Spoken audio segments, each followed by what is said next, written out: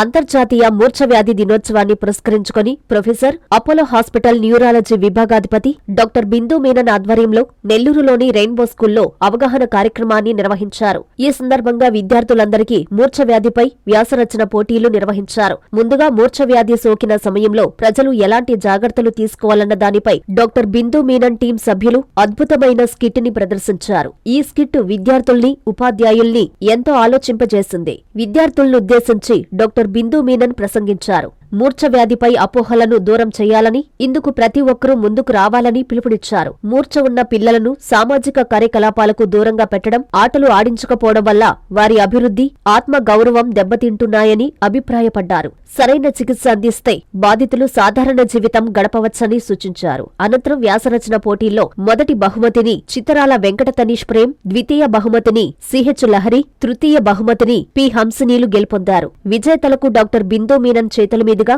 సర్టిఫికేట్లను అందజేసి అభినందించారు. ఈ కార్యక్రమంలో neurology doctor Rasmi Reddy, rainbow school director Modegunta Subrahmanyam, correspondent Padma Subrahmanyam, principal S అని, ఉపాధ్యాయ బృందం, విద్యార్థులు పాల్గొన్నారు.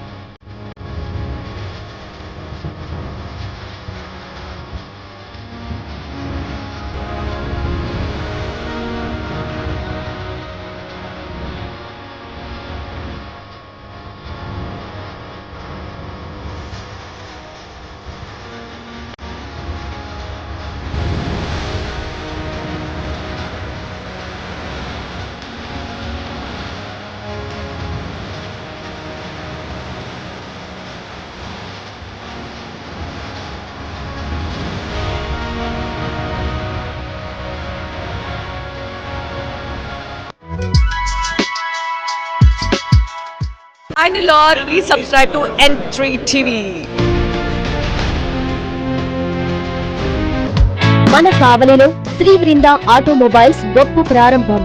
మన కావలి చెంతకే India number 1 brand electric Euler motors 3 four wheeler, EV Storms four wheeler, 1250 కిలోల సామర్థ్యంతో రవాణా, ఫాస్ట్ ఛార్జింగ్ సౌకర్యం, కాలుష్య రహిత electric passenger Hi City three wheeler మా షోరూం నందు లభించును.